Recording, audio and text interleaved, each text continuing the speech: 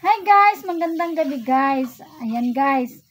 Pag nagla-live tayo guys, tapos mayroon tayong viewers na nagko-comment, tapos hindi ka nice yung comment niya, ay wag na lang natin patulan guys. Wag tayong magre-reply ng di ka nice din.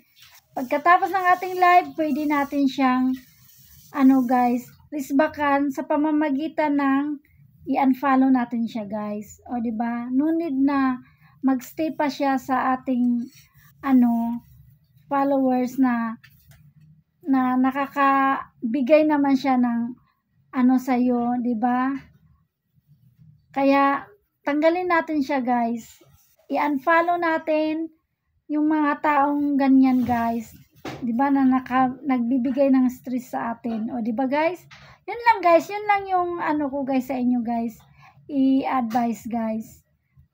Tapos kung hindi naman talaga kanais-nais yung sobra na talaga, pwede naman natin siyang i-report, o 'di ba?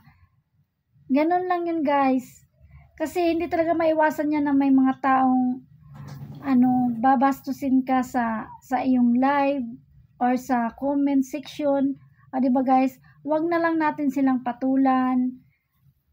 I-unfollow na lang natin. Hindi natin kailangan yung mga ganong klaseng tao, o 'di ba, guys? Marami naman tayong audience Marami pa tayong magiging audience. O, 'di ba? Kasi hindi yan maiwasan, guys. May basher talaga. O, 'di ba, guys?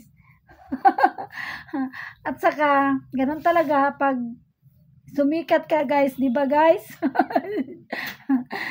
Yun lang, guys. Sana man natutunan. Follow me for more updates.